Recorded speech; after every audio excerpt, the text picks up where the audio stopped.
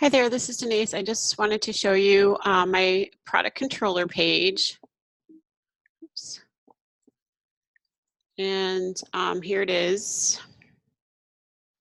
If you go there, it comes here, or you can actually say index.php does the same thing. I need to validate my HTML. All is well with that.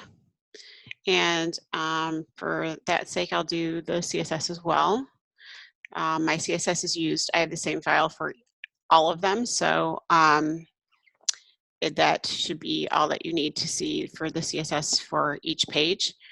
And this page has a link to the category. And I'll click on that. And let me just show you that when I add a category with nothing in it, it says, please provide a category. You have an empty field, so it is checking for that. If you put in, notice, I'm going to put in banana peels as I had before. It's not up here in my, my bar, my nav bar, but when I do add it, it does add it, and it comes back to the product controller, okay? So, but let's go back to category, and let's validate the HTML, and all is well there. And let's go back to, now we can go to the new product, and let's just try and add a product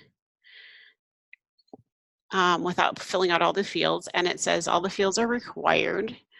So it's forcing you to do that. And then while we're here, we can validate this HTML. All is well there. And then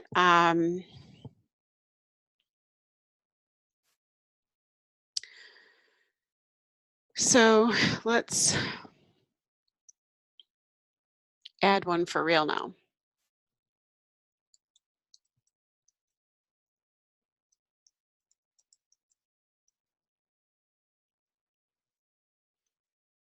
I just put fake fields in there.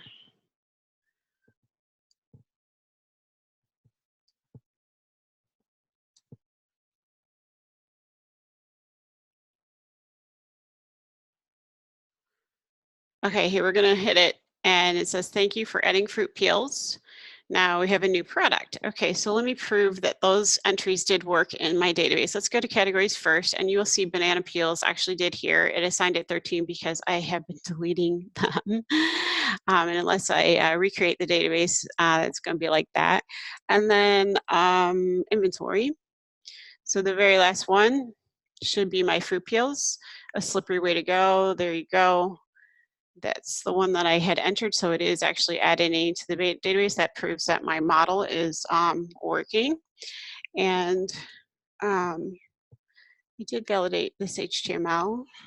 Okay, so one last thing I can do here is I'll go into my products page here, my products index page, my controller essentially, and then I will go, and right here, after you enter, after the insertion into the database for the fields, it checks to see if it got a good return code, which comes in here.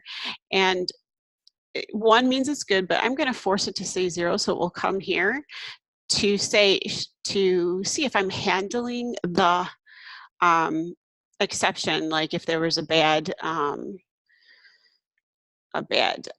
return from the database, the bad return from the insert for whatever reason, Okay, so I've changed it to 0, so it will default to come down here. So all I have to do is come over here.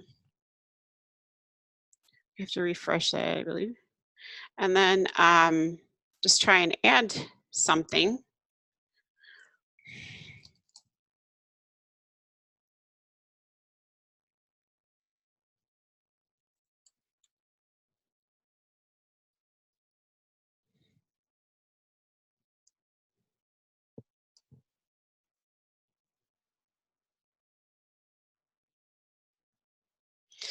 So it should have inserted it, but it's saying, sorry, the fruit peels failed. Because I changed the logic in that thing to prove that this message would come up. I can show you that. Let me just click on this one more time. And so it did add it again. So it is in there with this gibberish that I put in. So it is adding, and it is handling its errors. I'm going to change that back. And I believe that that is all I needed to show you. I validated everything. I showed you my CSS. I showed you that my URL.